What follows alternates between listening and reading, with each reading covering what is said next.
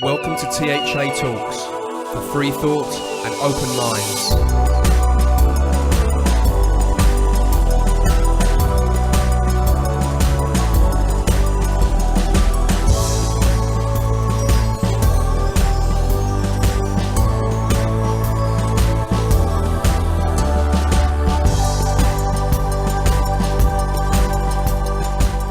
Hello, I'm Paul Obitelli and you're listening to edition 93 of THA Talks, the alternative podcast show from the UK, bringing you weekly shows and all the best interviews we can get our sticky mitts on. If you'd like to check out our full archive, just go to www.thatalks.com to listen to or to download all our free content. Our talks include news, conspiracies, spirituality, the occult, science, history, art, philosophy, religion, and much more. For anyone who'd like to contact us and give us some feedback or maybe recommend a guest for the show, you can email us at info@thatalks.com, or you can go to our website and contact us through there. And don't forget, you can subscribe to the show via our RSS feed, and you can also find us on iTunes and Stitcher and many other podcast directories out there. Well, hello ladies and gentlemen, thank you for tuning in again here on THA Talks. Good to be back as always. It's only been 24 hours since we last met here on this lovely show. We've got a very controversial subject today, which we've been telling you about, and some people may not have even tuned into the show because it's a sensitive subject, and some may turn it off halfway through. My feelings on subjects like this is freedom of speech should never be oppressed, no matter what, whether someone's being stupid, whether someone's being smart, whether someone's being malicious or simply misguided. Freedom of speech is ultimately the most important thing. We're free to have our own opinions, we're free to stick our two fingers up, or we're free to walk away or say what we want. Ultimately, I think the truth always rises to the top, and the lies have to be held in place. And I think whatever your opinions on this subject, I think in 200, 300 years' time, the truth will be standing there for whoever's researching it to see it at those times. And there's no harm in discussing whether you're questioning certain things in history or whether you're defending them. Ultimately, we've all got a right to have an opinion, and I'm a little bit worried about what's going on in the world today regarding free speech and these threats that seem to be implicit in a lot of things our politicians are saying. And I think that's my biggest worry. So I regret if this show does offend anyone out there with passionate views about this. But ultimately, we can all take from it what we want and leave whatever we don't want. And that's basically how I see it. So I think with that little disclaimer up front there, I think it's time to go to the other side of London for a surge and a dramaturge and a geezer called David Parry. Oh, the games people play now. Every night and every day now, never meaning what they say now, never saying what they mean. Good evening, Mr. Obitelli, how are you? Good evening, David Parry, how are you? I am frustrated. Why are you frustrated? I have spent hours travelling around this city through short journeys which should have been very, very short, because the whole public system of transport is clogged up by endless, pointless families and their ugly, ugly children. Well, you're here now on THA Talks, so your life has improved for the time being. It has improved, and I suppose that's part of the wonder of modern life, but there's another reason to leave London, of course. You know that's my plan. But yeah, THA always improves my life. It is a bit of a rat race, London, at the moment, isn't it? Oh, it's just awful. Dear foreign world, if you want to move here, check your facts or have your heads examined. Well, we've got a bit of a controversial one today, haven't we? What are your thoughts on it? Well, Paul, I mean, some of my time, as you know, is dipping into academic circles. So I know when things make an interesting Barney, and, that's as it should be, I suppose. But I need to confess on this particular issue, deep down I'm bewildered. I just don't know what to say or think. That's a confession before we begin. I'm not saying anybody's right or anybody's wrong. I don't know. And I'll tell you why I'm being that evasive. It struck me mid this year that there's so much active disinformation.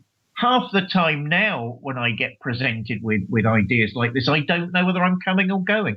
So, we started this show to encourage free speech, to encourage free thought and open minds, and we're sticking to that. But I confess, I'm bewildered. I mean, I went to Auschwitz with some Polish friends a few years ago. So the camp exists. We walked around it. They were very, very tense. Um, so obviously something happened. But as I say, I'm waiting to be convinced. I'm waiting for someone to show me the smoking gun. That's what they see these days, isn't it? And I'm open. I'm open to debate. The minute anyone isn't open to debate, we've got a problem. Okay, well, this evening we'll be speaking with Alexander Barron. Alexander is an author, journalist, and an independent researcher. He's been involved in small publishing since the late 80s, writing about various mendacity and disinformation, while claiming to expose Zionism and the official narrative of the Holocaust. He's published a number of books and pamphlets on a variety of subjects, delving into some of the most controversial subjects around. He also writes for the popular online journal TLN. So let's go and meet Alexander.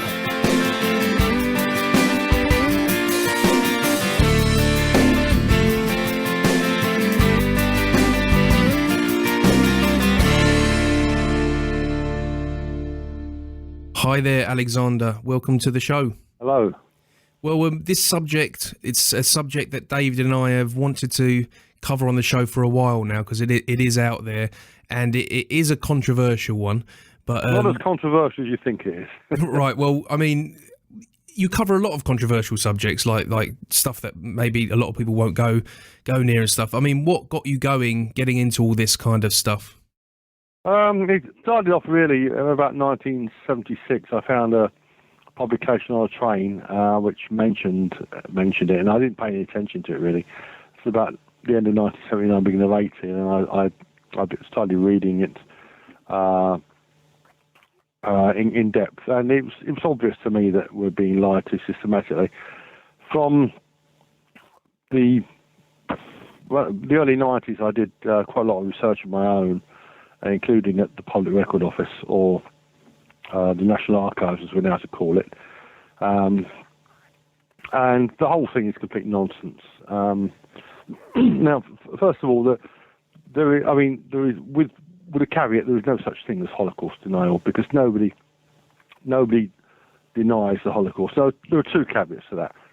One is that you will find ill-informed people everywhere who will have all sorts of weird beliefs. We've got this more and more now. Now that the world and his dog is online, you got the social media, you got alternative media. Anyone can go on YouTube and make a video. Anyone can write a blog, which is fantastic. But the downside is that you got all sorts of people on there, cranks, trolls, people who don't understand how to assess evidence. So if you want to look up, say, the Kennedy assassination, you'll find dozens of different explanations. The best evidence indicates that John F. Kennedy was murdered by a lone assassin, the bizarre Lee Harvey Oswald, and there was no. It's possible Oswald may have had some sort of influence, but the best evidence is that Oswald did it and did it alone. But you'll find all sorts of stuff on there, and these people aren't bigots or haters necessarily. They just don't understand. So you've got people accused the Jews, the Zionists, the Israelis, the Mossad, the military-industrial complex, the FBI, the CIA, the Russians, and Uncle Tom Cobley and all, JFK even, LBJ rather. In fact, LBJ was said to have believed that there was a conspiracy to kill Kennedy. Yeah, when you assess the evidence, it was the work of one man. So you got all sorts of people spouting nonsense out there. And the other thing is that there were some people who have taken to calling themselves Holocaust deniers. Eric Hunt, a young revisionist, who's done some actually brilliant work. Check out his videos. The one Steven Spielberg's film, The Last Days.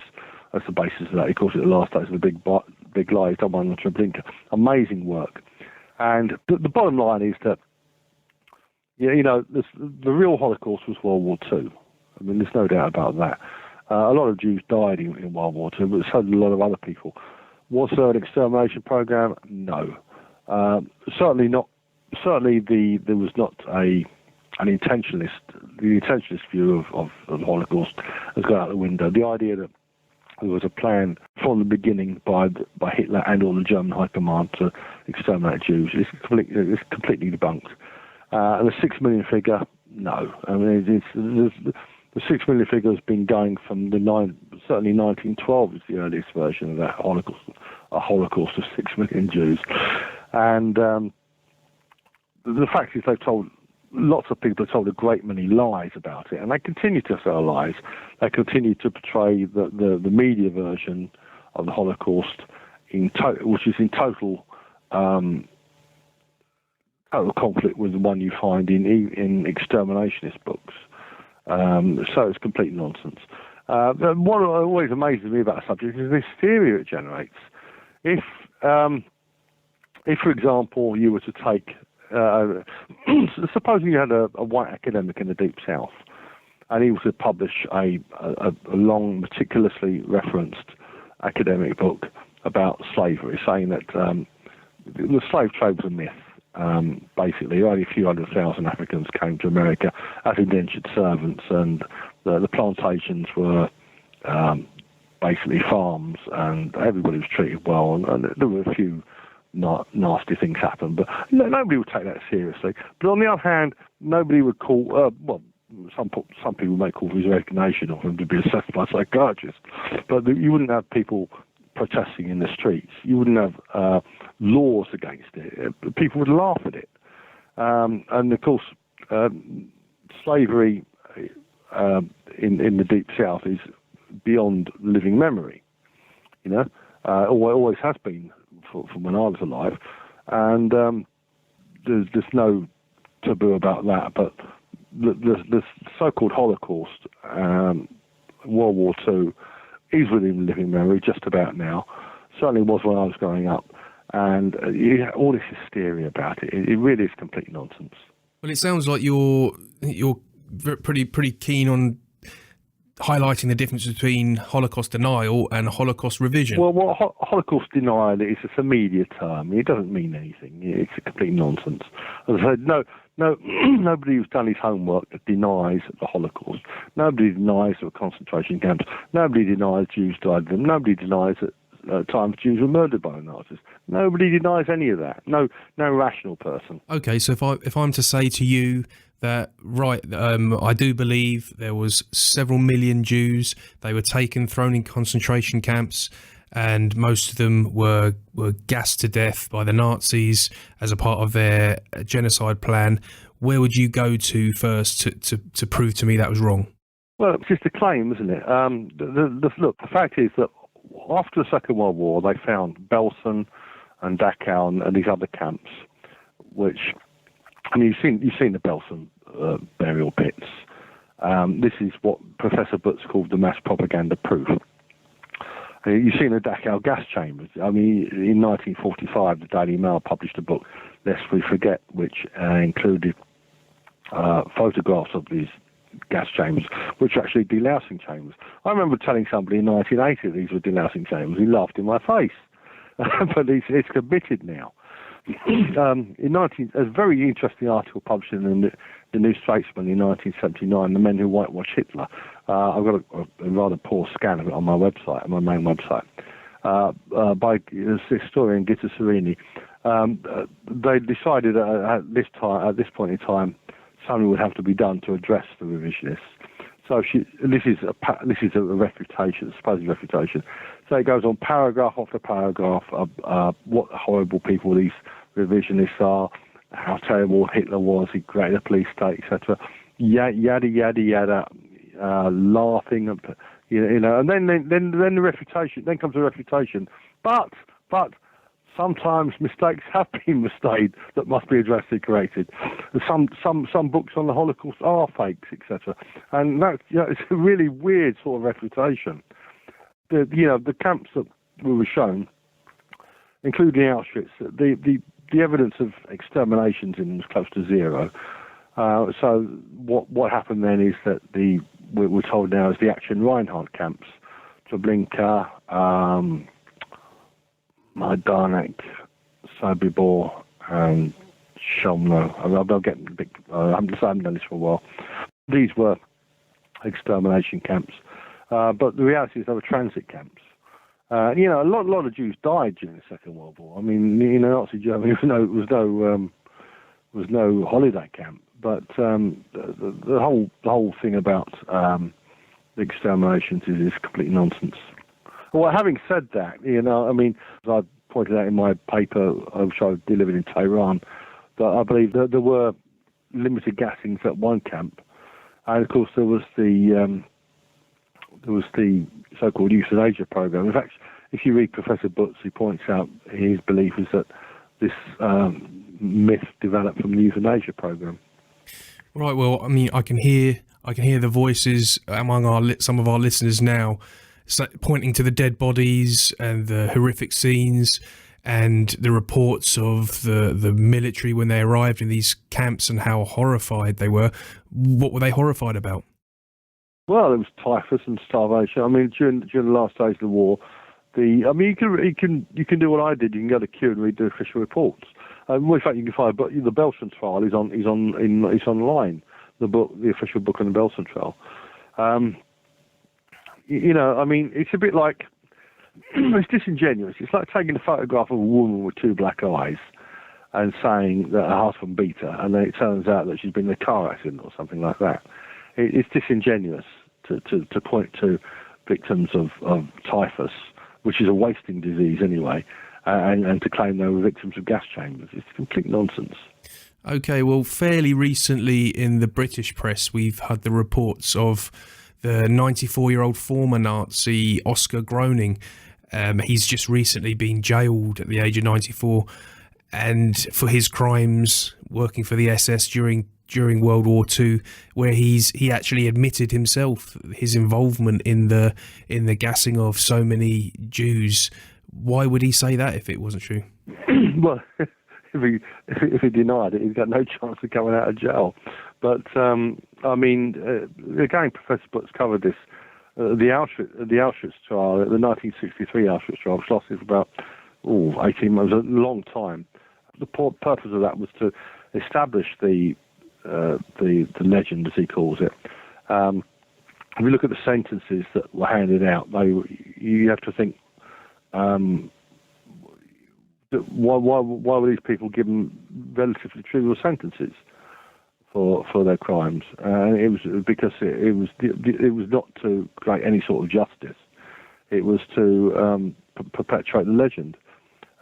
He cites the case of one Nazi guard who was actually the real reason he was tried was for he threw a bottle at a prisoner and it killed him, and this made more of an impact than all this nonsense about gas chambers. There's actually in the Belsen trial, I raised this quite a lot. There's the testimonies of two women who claimed to actually have been in the gas chamber and survived, which if you can explain that away, it's complete. Regina Bialek and Sophia Lewinska. It's complete nonsense. Right. People just said anything, basically. Okay. Well, what I'm going to do is I'm going to bring David in now to have some input in this. David, what do you make of this? Well, I mean, it's fascinating material. I mean, I count Alexander a fascinating source of information and a friend of mine. I want to widen this out a bit. Alexander, I mean, we got to know it. I knew you by reputation before I knew you for hauling people out of the House of Commons against their will. It wasn't quite like that. It was me who got hauled out of the House of Commons. It was out I served a writ at Parliament. Yeah. Do you mind sharing that story, because it's a wonderful story? No, I served a libel writ at Parliament on our mutual friend Jerry Gable.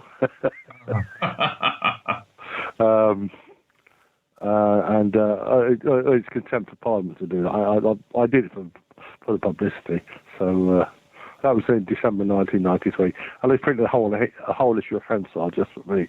So quite happy with that. Well, I mean, you were actually the man that I believe took Searchlight to court and won. I mean, that incredibly disreputable magazine. Any thoughts on that, Alexander?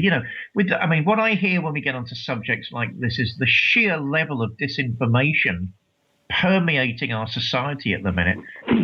So what's your view on that man, on that magazine, and disinformation generally?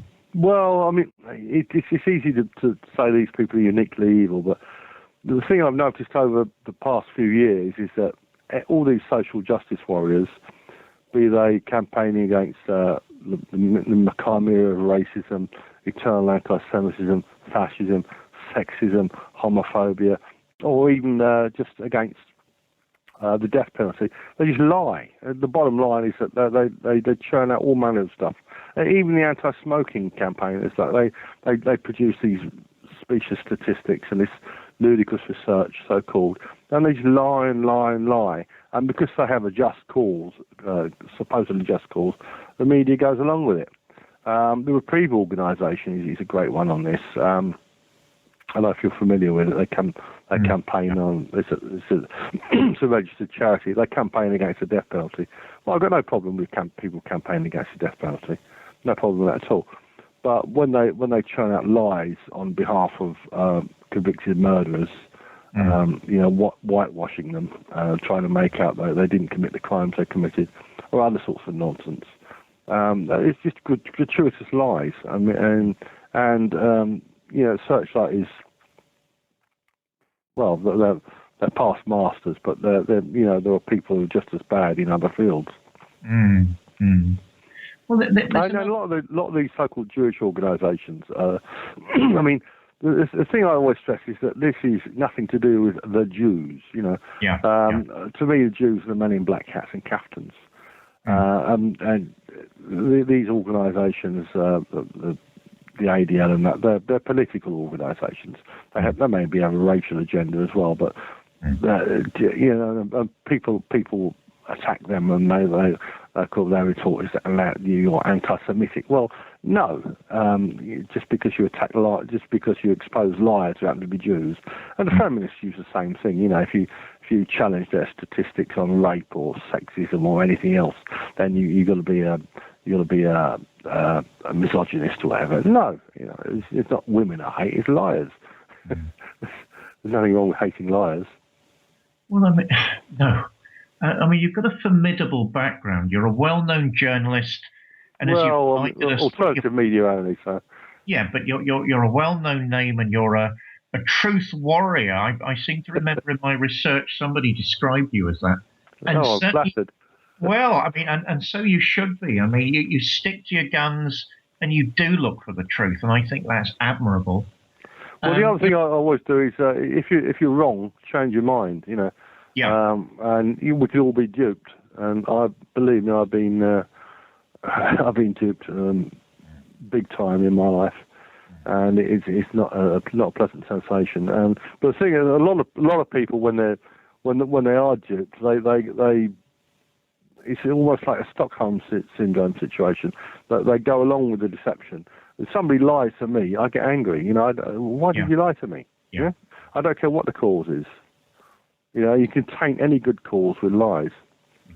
I'm not saying I'm more honest than anybody else in my personal life, I wouldn't lie to get a blonde into bed or something like that. but no, seriously, in the public arena and in politics, it's important to be truthful. And the thing that amazes me is that the lies are so transparent; they're easily refutable. I mentioned Reprieve earlier. I'll give you an example. This is non-controversial, and we're not as controversial as the so-called Holocaust. Clive Stafford Smith, the guy who founded Reprieve, he tells this story. He was campaigning on behalf of one of his pet project, one of his pet murderers, and he comes up with this anecdote. You find it all over the internet. That in 1990, this particular person he's talking about here is a bloke called Maharaj who murdered two men in a hotel room, a father and son, in 1986. And he says the claim comes out. He puts it in his book that the U.S. Supreme Court has decided that whether or not a man is innocent is is irrelevant to whether or not he's executed. It says this, so the guy can be executed, the guy can be on death row and executed even if he's innocent. And he cites as that Herrera v. Collins, 1993. And you'll find this claim all over the internet. But if you go to Herrera v. Collins, which is on one of the official legal websites, you look up the judgment, what does it actually say? It says that Herrera, he murdered 2 police officers on separate occasions, shot them to death. He pleaded guilty to one of these murders. He was sentenced to death. 8 years later, his brother dies, and suddenly he blames his brother. And the Supreme Court looked at it, and what it said was the guilt or innocence of a person has to be decided in legal proceedings. And you should look over the whole of the proceedings. In this case, it stretched over 10 years to decide what to do. And it rejected his claim of hearing additional evidence. Herrera was trying it on. This isn't the first time something like this happened. So the Supreme Court rejected his application. But it didn't say this guy may be innocent. It can be executed. It says that we're not going to hear this so-called fresh evidence because it's nonsense. But if you find all over the internet, you'll find the claim that the Supreme Court said that innocent people can be executed. It's just complete lies, and you find this in all sorts of fields. Yeah, I mean, there are lies, there are damn lies, and then there's the internet. Yeah, well, that's the bottom line. Yeah. Well, I mean, you mentioned briefly you've actually authored 2 books on revisionist views of the Holocaust. I mean, what originally sparked them, and what's your view now? Has it changed since those books? Has it evolved? Do you feel more confused? I mean, what's your position now, Alexander? Well, as I mentioned before we come on air, the whole thing is about World War II and the Holocaust. Everything isn't about Jews. Isn't about Jewish organisations. The whole thing we've got now is victim narratives. And if you establish a victim narrative, the feminists have done this, various groups have done it. If you challenge the victim narrative, you're challenging victims, survivors, or whatever. And basically that is the whole thing. It's lots of these groups have established victim narratives, and I mean, with this still witch hunt that's still going on, celebrities accused of crimes against the young. If you look at the actual evidence of these cases, it's complete nonsense. I mean, it's why this is how partly how I came to this conclusion. If you look at the Savile allegations, the popular wisdom is that Jimmy Savile indecently assaulted hundreds of girls, a few boys, and raped maybe a couple of dozen or 3 dozen women. But if you look at the actual evidence, it's complete rubbish. Most of the allegations can't be tested one way or the other, but quite a few of them have been proven false, and the police have just accepted this happened. A couple of bloggers have done some detailed research on the case. The original Duncroft allegations against Savile are shown to be false by chronology, and some of the claims made against him are so absurd as to be. You have to wonder about the sanity of the women who made them. There's one of a woman who claims to have been groped by him in hospital in the 1950s. She said her own father brought Savile in and allowed him to interfere with her, and then her father did the same thing.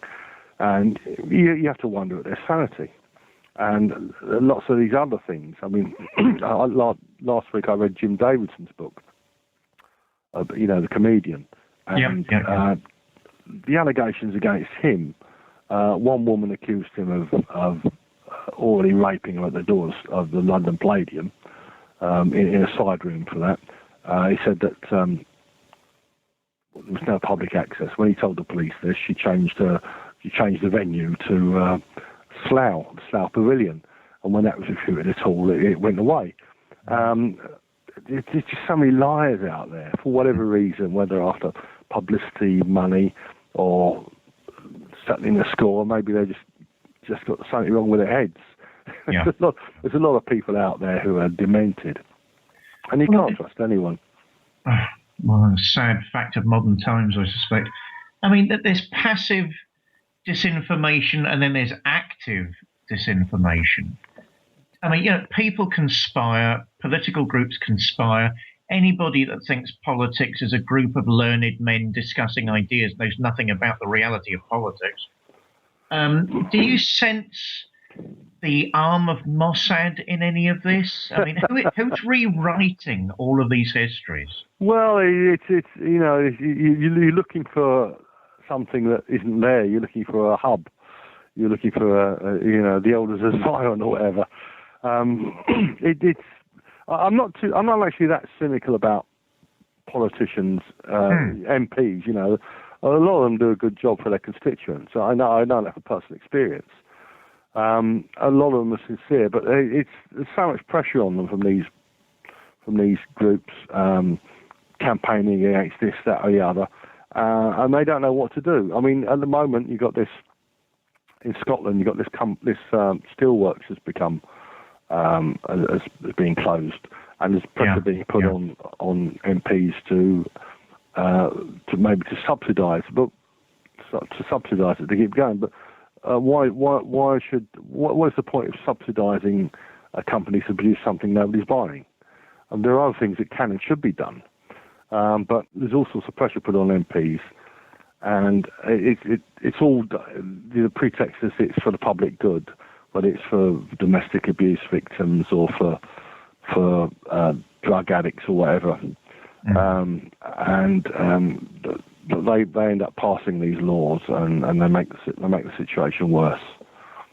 So I'm not that cynical about MPs. I think this whole MPs expenses scandal is complete nonsense. Yeah. But having said that, there are some evil people out there. A few in Parliament as well. But we need to be a lot more sceptical about any claims that are made by any group, whatever their professed ideals, because maybe they're just making work for themselves. Oh, I think you're right there. We all have to be a lot more philosophical. I mean, I can't find in my notes. I'm looking at my notes at the minute. Somebody accused you once of being overly sympathetic to Islam, and I can't, because that's such an amazing comment, and I can't for the life of me. Well, I've also been accused of being an Islamophobe. No. I mean, look, what is happening in the Middle East really is little to do with Islam. I mean, the world's biggest Islamic country is Indonesia, and there's very little aggravation there. I mean, there were some bombings a few years back, but Indonesia and countries of that in that area, there isn't the turmoil. What is happening in the Middle East is it's akin to what happened in England in 1642. Their own revolution. And now the Syrian crisis, that puts Zionism into perspective. A lot of people on the far right see Zionism as the root of all evil, but what's happened over the past few years, Arabs killing Arabs. I mean, there's a lot more people have died in Syria than in Palestine. Of course, two wrongs don't make a right.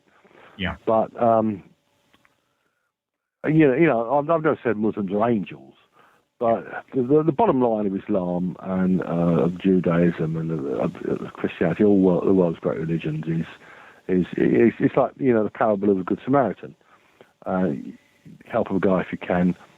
Don't be taken in by hard luck stories. Help a guy if you can. Or if you can't help him, at least don't kick him when he's down. Yeah. And what really does annoy me is the way idiots on the far right here sought to demonise Islam. And Nick Griffin did this intentionally. And some have even tried to make an alliance with Zionism. Well, no, thank you. They're no friends of ours. Especially at a time when many Jews have woken up to the reality of Zionism.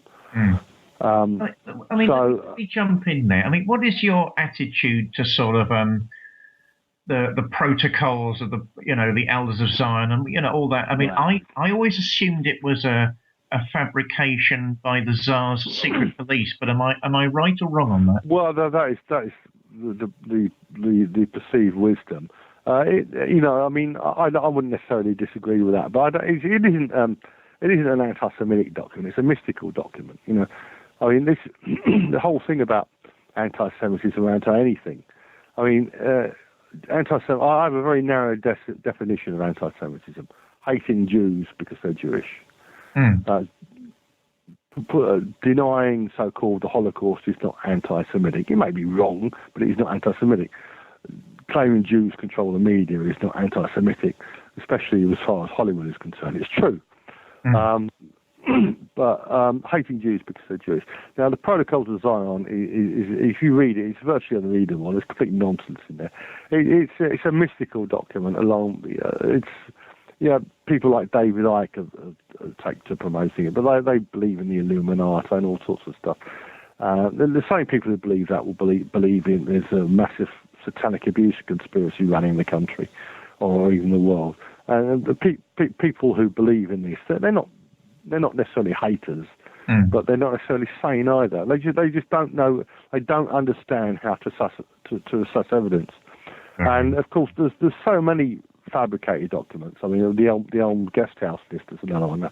That's far more recent. But there's the Sisson documents. There's a Noviov letter, the Manus Decreto against the Jesuits. All sorts of stuff. They're part of the course. So before I get Paul back in, am I right in understanding that your view was actually quite a well-known view a couple of years ago, that really you're looking at transit issues? The labour camps were put up as transit camps. I mean, do you have an overall view about what happened, or do you think it's piecemeal and all over the place? Well, I think there was definitely there were some murders of Jews in camps to settle scores and that. But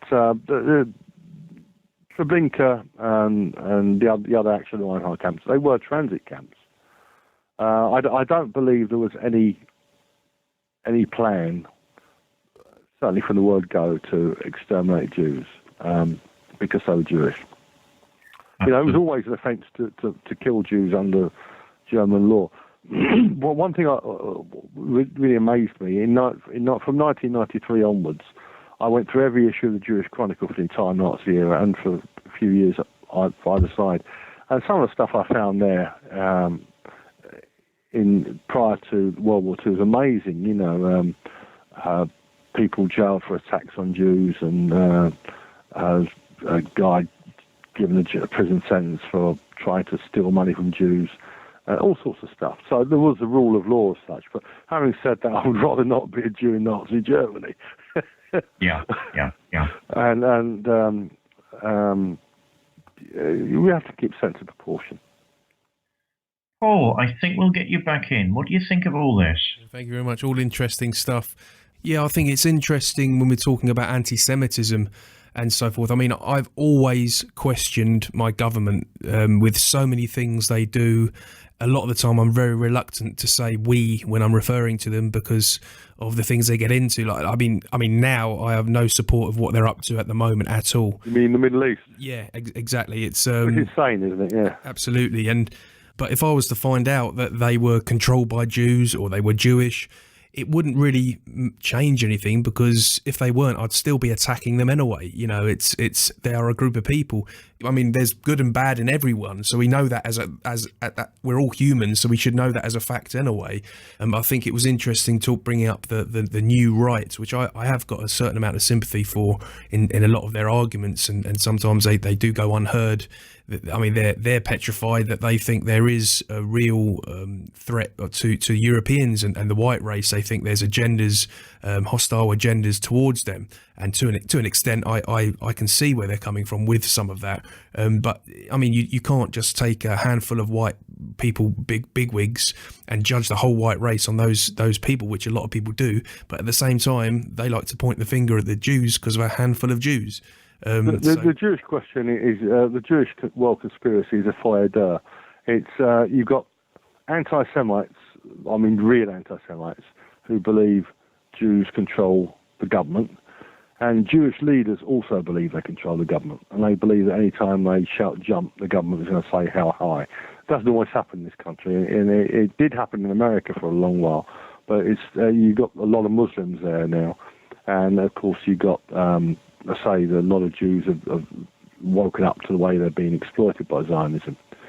No. I mean, the thing about whites are trying to establish their own victim narrative. I mean, yeah, the white race is under threat. Our survival is under threat. But you're gonna tell a guy who's living in a mud hut or a sort of hovel in the backwater somewhere that we deserve special treatment. I don't think so. He don't have much sympathy for you, does he? Everybody's had a hard time. Yeah. The question is how can we make it better for everyone? And social justice warriors don't make it better. Well, yeah, absolutely, I agree. I mean, it's ridiculous because you can't really argue with any of the mainstream politically correct points without being called a misogynist, a racist, a sexist, a homophobe, an Islamophobe. I mean, what does that even mean? I mean, it is really annoying because it's tackling free speech and the freedom to argue. But onto the Holocaust point again. In 1988 we had the Leuchter report. What did you make of that? Well, yeah, I've got it's a long time since I read the Leuchter report, but I've got no real quibbles with it. The thing you have to ask is how could they have killed? Sometimes they claim 2,000 or 3,000 people in a chamber. They just shoved them in, locked the door, and then drop the gas in. Well, it doesn't work like that.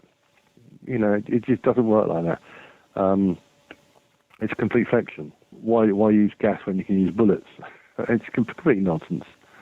I mean, if you read the descriptions of the gassings, they're complete nonsense. And we know that after the gas chamber at Auschwitz was rebuilt after the war. I mean, you have to use a bit of common sense here. It's complete nonsense from beginning to end. And when if you read the descriptions by Bialek and Litwinska, they're complete nonsense.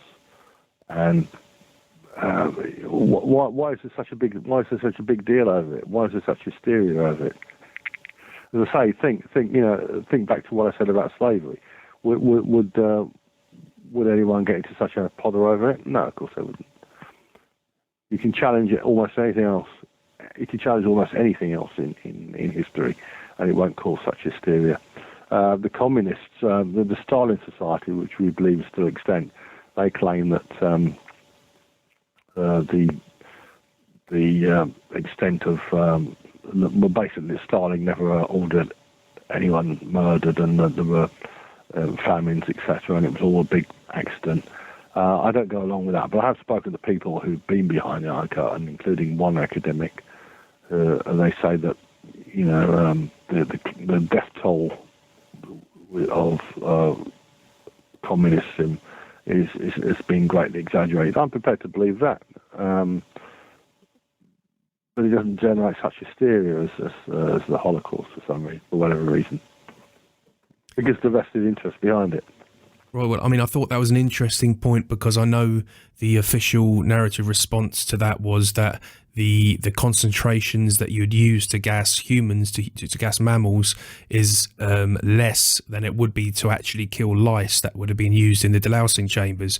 And that's why there was no residue found in the lecture report. So I mean, I just thought that was interesting, and it's an interesting one to look at. It's a very inefficient and dangerous way to kill people.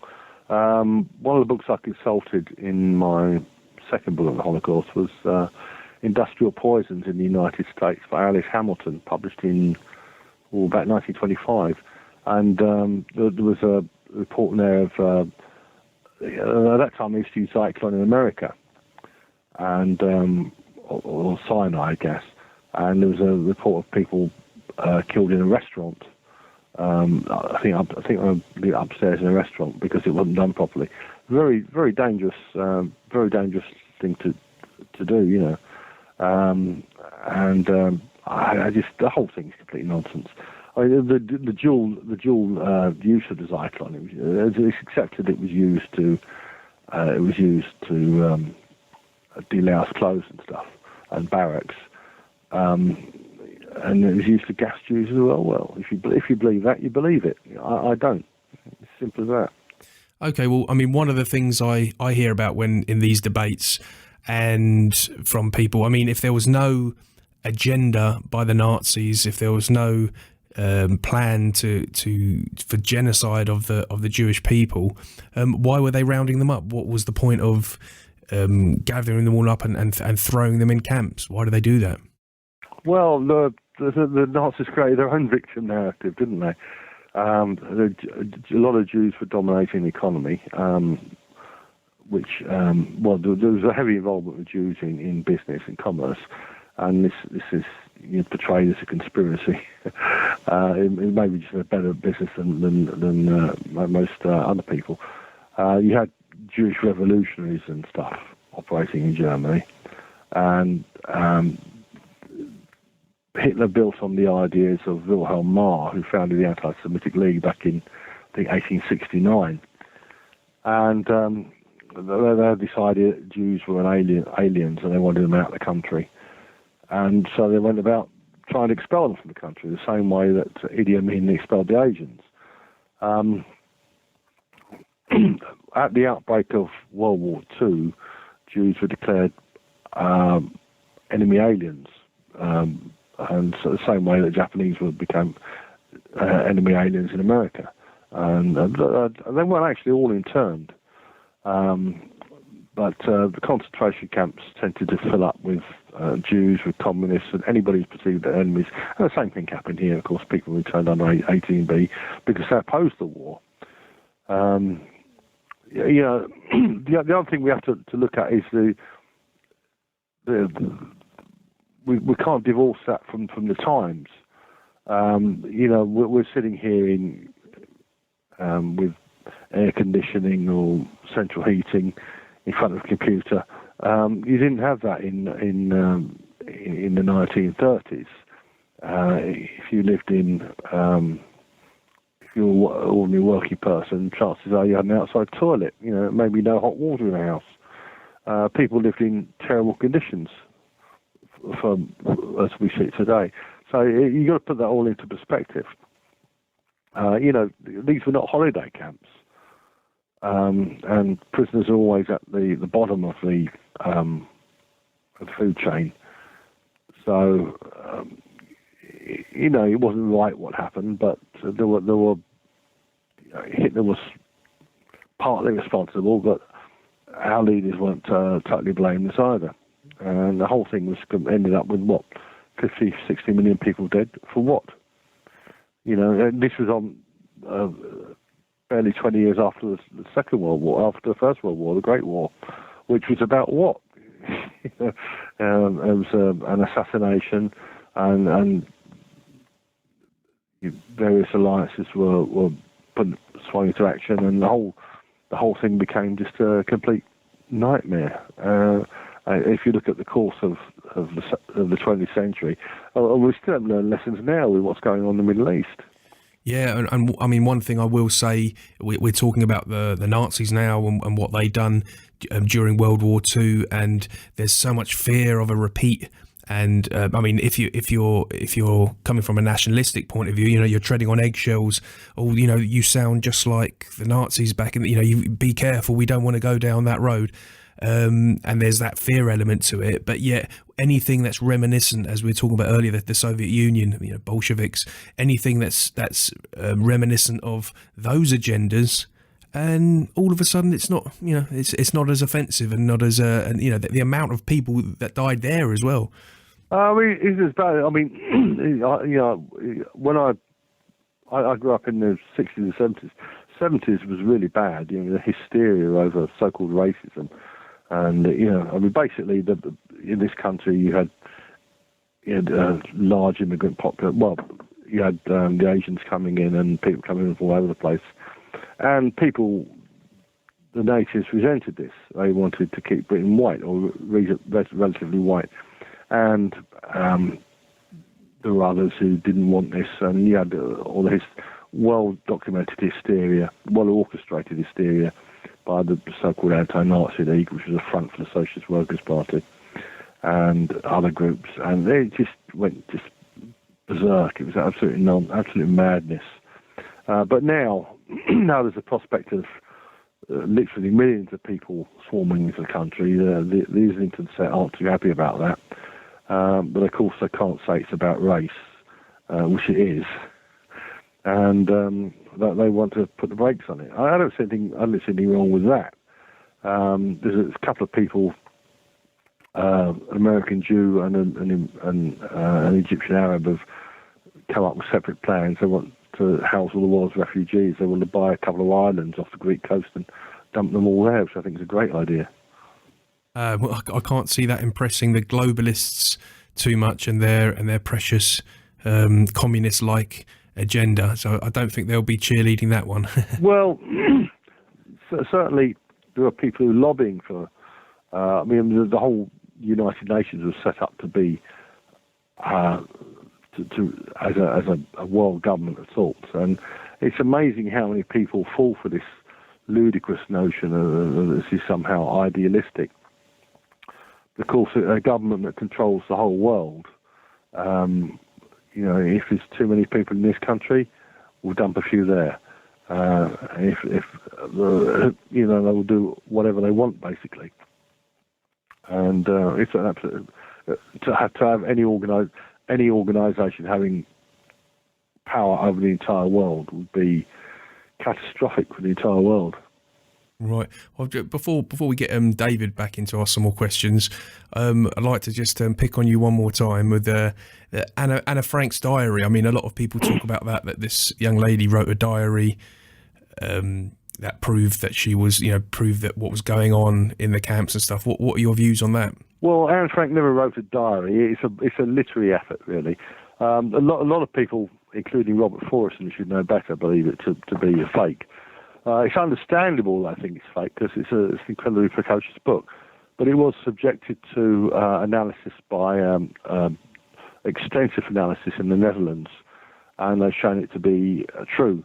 Of course, the reason the Franks were in hiding doesn't really...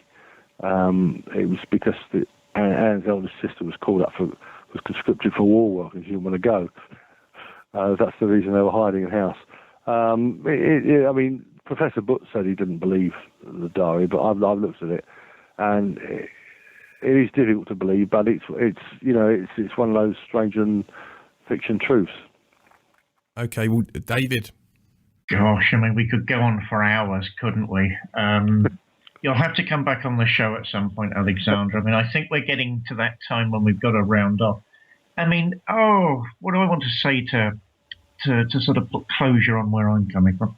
I remember walking around Auschwitz a few years ago, and strange thoughts were on my mind. It was a very pleasant day. The sun was shining, and I thought, if those stories are true, what on earth would the murderers have gone home and talked about at lunchtime to their wives? Hi, honey, I killed 100 people this morning. That doesn't sound right. I thought at the time there's something wrong with that type of narrative. But I'll confess I don't know what to think.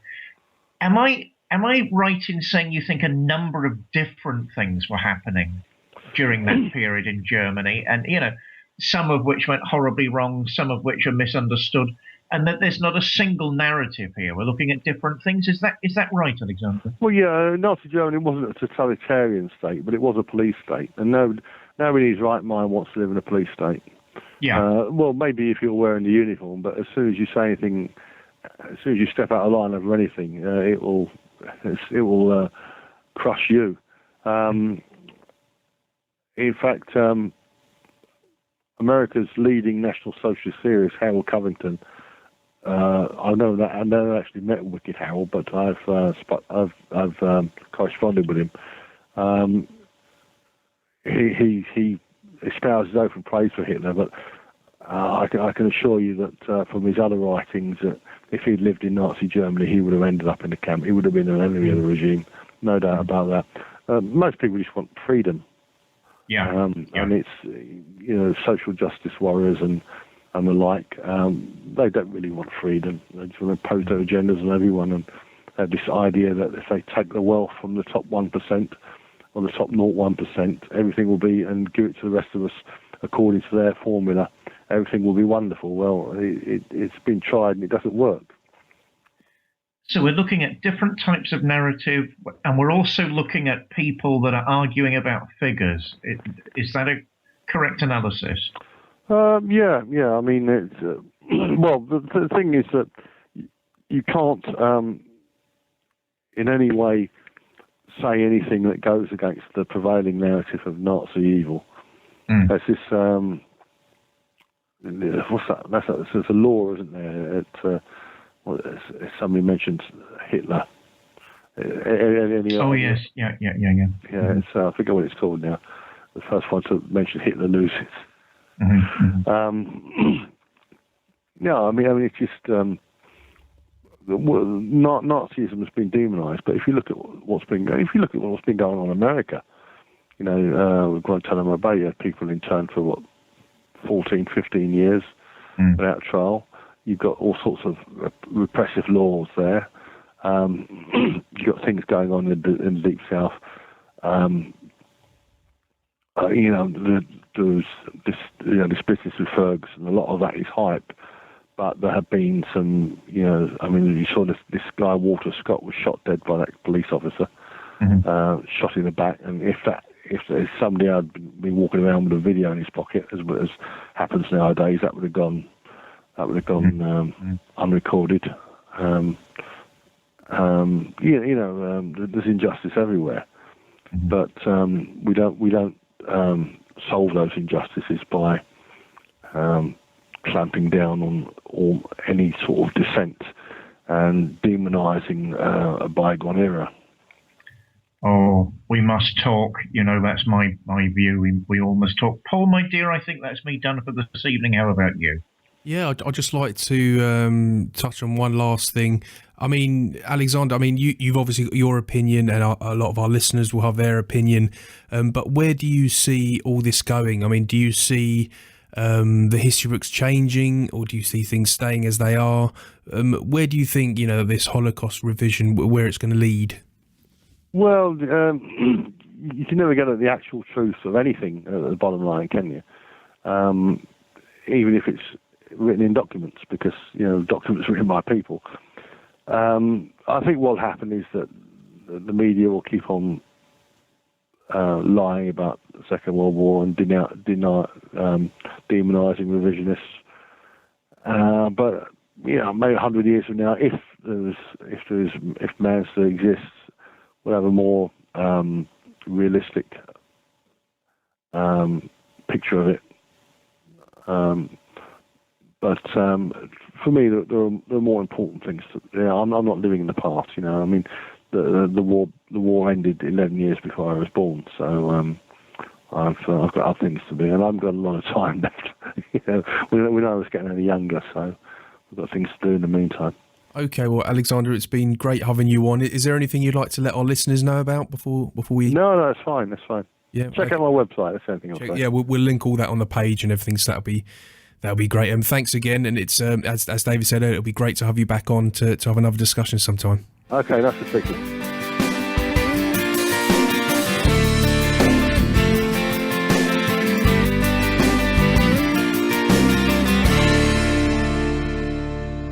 was Alexander Barron. Enjoy that, David? Well, it shows you can have a rational debate about the most extraordinary of human events. I'll tell you what I was thinking during your questions. Maybe it's time to put that particular tragedy in human history into a bigger context, into a wider context.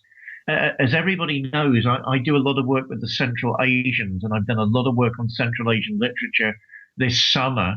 And some of the figures and some of the disasters and some of the martial war catastrophes I've read about are horrific compared to what we've just discussed. So, I think that's a subversive show, because you can discuss the most terrible things. I feel empowered by that. What about you, Paul?